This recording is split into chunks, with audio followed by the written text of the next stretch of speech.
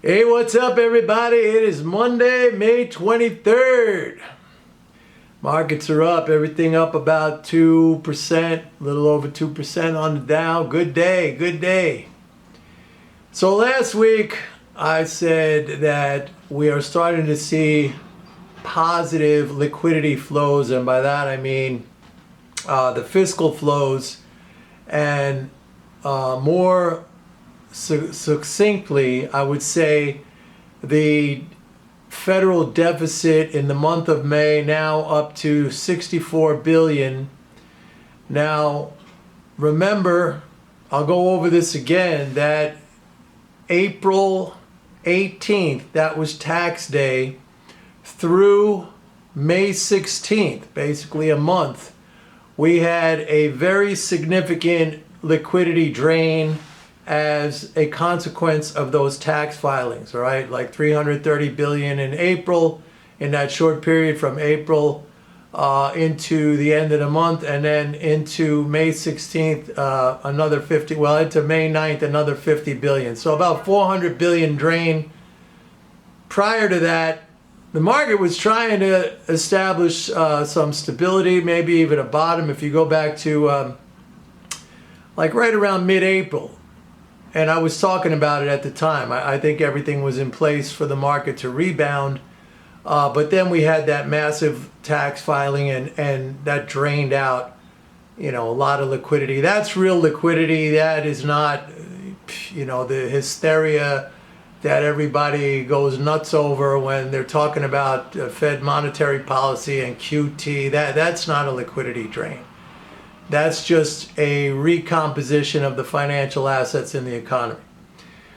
So anyway, I said, what was it, May 12th, I said that was the bottom. It got tested last week, but it got tested by, what was it, I think, I don't think the NASDAQ made a new low. I don't think the S&P, I think the Dow definitely made a new low. It took out that May 12th low marginally, and then but the conditions were still there. I mean, I've been talking about this, and it's all about these flows. It's all about the fiscal flows. The thing I want to talk about today, I just find it, I think a lot of you don't appreciate the education I bring to you and the timely information. In fact, it's so timely, it's like way ahead of the media and the crowd, stuff about deficits and these liquidity flows, etc. But if you've been following me for any length of time, you probably can recall I've discussed many times how, in theory, the Fed may be limited in its ability to raise interest rates by virtue of the fact that the Fed must pay interest on reserves. It comes out of its earnings. Okay, and the Fed, its earnings come from basically its portfolio, what it holds on its balance sheet, 9 trillion basically the Fed's balance sheet.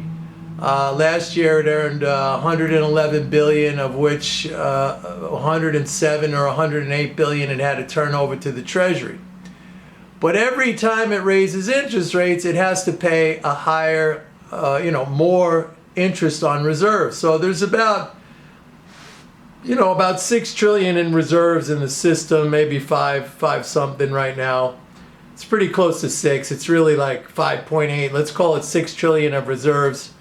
So where are we? Rates, let's call it at 1%, right? Because it's 75 to 1% on the Fed funds rate. So 1% on 6 trillion, that's 60 billion, right? At 2%, if it goes up to 2%, that's 120 billion. It wipes out its profit. It has no money, theoretically, to pay interest on reserves. And just to give you some background on this, it was Bernanke back in 2008 when we were in the great financial crisis.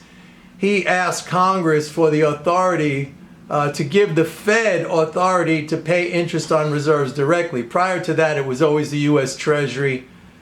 So there was never a question about the Treasury's ability to do that, right? Just like any other payment. But then Bernanke said, hey, we want to have that we want to have that role. It just helps us in anchoring our policy rates. So Congress said, okay, go ahead, you can pay interest, but make sure you remit at the end of every year your profit minus what it costs you to operate the Fed. I think it's something like 3 or 4 billion. All right.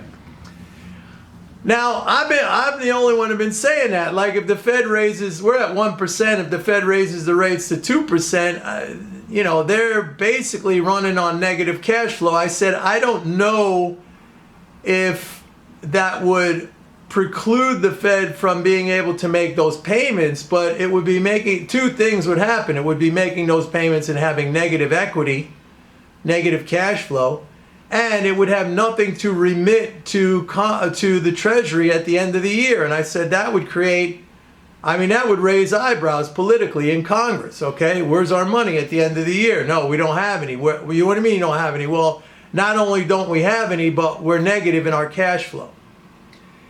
So nobody else was saying that. Nobody else explained that to you. And all of a sudden today in the Wall Street Journal, there's an article, I'm going to read it, Wall Street Journal. It was tweeted by WSJ Central Banks. If you go to @WSJ Central Banks, it says, there's an article, rising interest rates could one day lead the central bank to pay out more in interest than it earns, creating a political headache. So there it is.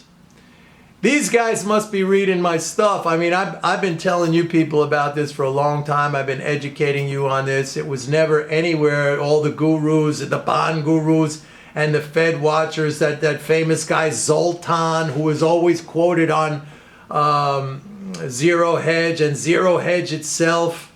So far, nothing. Crickets on this. No mention of this whatsoever. There was only yours truly who has told you about this for a long, long time.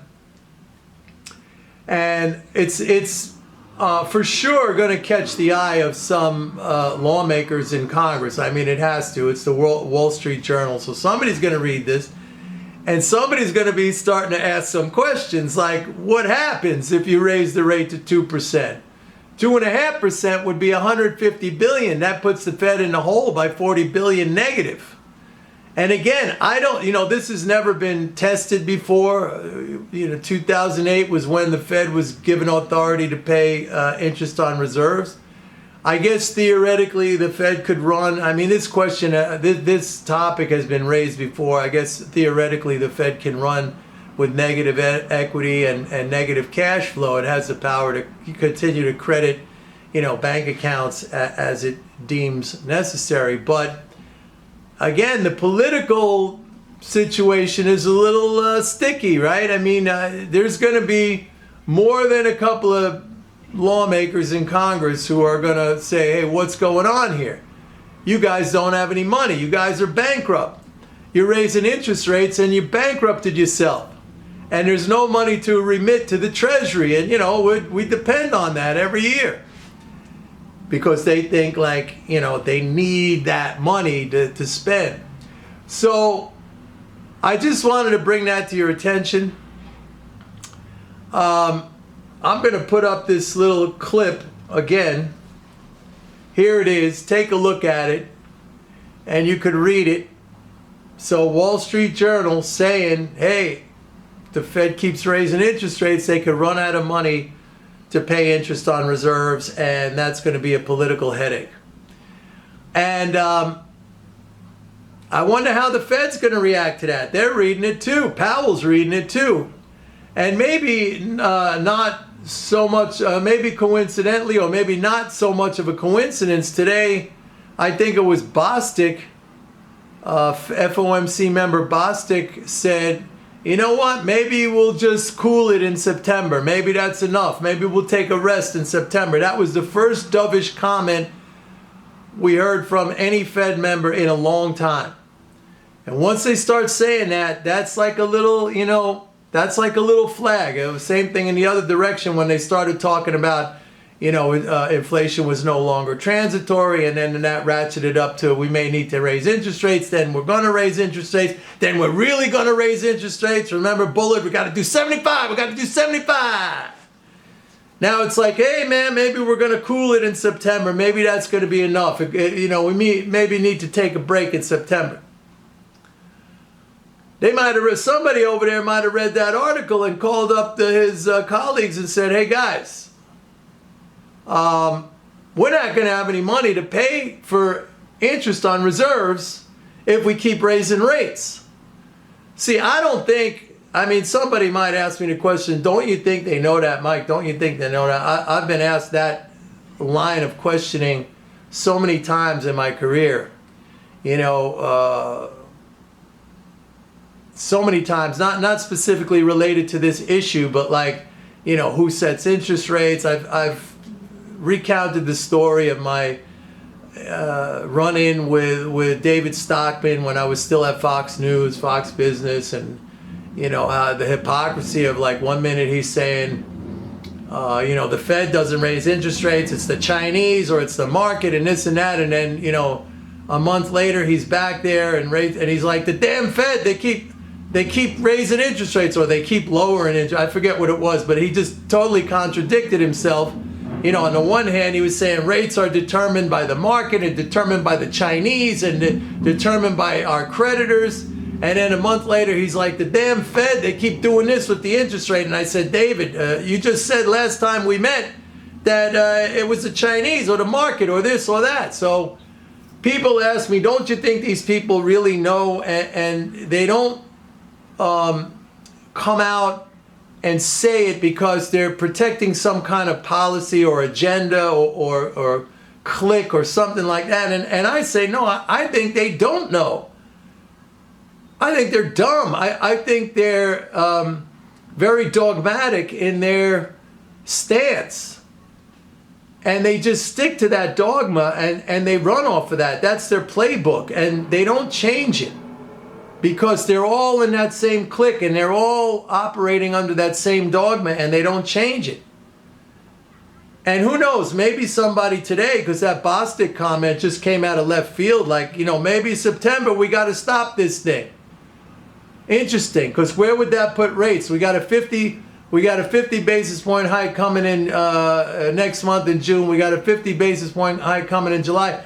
That's going to put them right up. Actually, that's going to put them, if they wait till September, that's going to put them over the threshold where they're likely not going to have the money to pay interest on reserves. So they're technically bankrupt. One thing I said, and I've been saying, is that I'm looking forward to all of this. Like, I can't wait. Like, this is, you know, this is lifting the curtain. This is the emperor has no clothes. Let's expose all this stuff. All right? Same thing with interest rates. And I'll leave you with this today because it's another thing that I've been telling you guys, that all this hysteria about interest rates and inflation that we've been hearing for so long, it completely ignores, you know, the flip side of the whole reality, which is, you know, higher rates. Yeah, we have to pay, but those higher rates get paid to someone. Someone is receiving that additional income. Okay, it's not all negative. And the same thing with inflation. We have to pay more, but somebody is receiving those higher prices. We know that. All right? But it's never talked about in that regard. And the other thing is, I'll just finish with this, that J.P. Morgan said today, they just bumped up their forward outlook because they're saying interest income is going to help us in the third and the fourth quarter. Interest income. So that's exactly what I was talking about. The income gets paid to someone. We maybe pay more on our credit cards or loans or whatever, but it gets paid to some entity. And there was J.P. Morgan today saying, hey, it's good for us. All right? And the other thing, the final thing I'll leave you with is that interest on Treasury securities, which is what the government pays on its securities, you know, its bonds, its bills, its notes. There was a year-over-year negative differential that was last year 17 billion. In other words, interest paid by the government was 17 billion less last year. Now it's flat. I mean, we have recouped that negative 17 billion. So what does that mean? Interest income as a component of that, all those fiscal flows, it's going up. And again, that gets paid to someone. Pension funds, investors, savers, etc. So, I mean, I've been telling you guys all this. Ignore the other half of the reality at your own risk. I mean, it's crazy how people just completely are ignorant of, the reality of just these shifts, like rate shifts or price shifts. It flows from one to the other. Like I always say, the income doesn't fly out into outer space. And even when it comes to the foreign sector, like I've been saying in recent videos, if you consider the fact that we're in a global economy, it's a closed system. So the income maybe goes out to China or some other entity that we import from.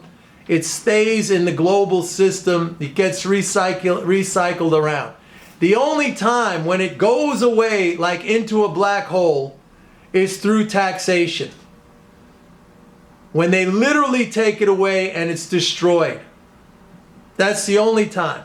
And that's what happened in April and early May. But now it's getting recycled back out again. So it's bullish. Anyway, that's it for today, folks. See you tomorrow. Bye.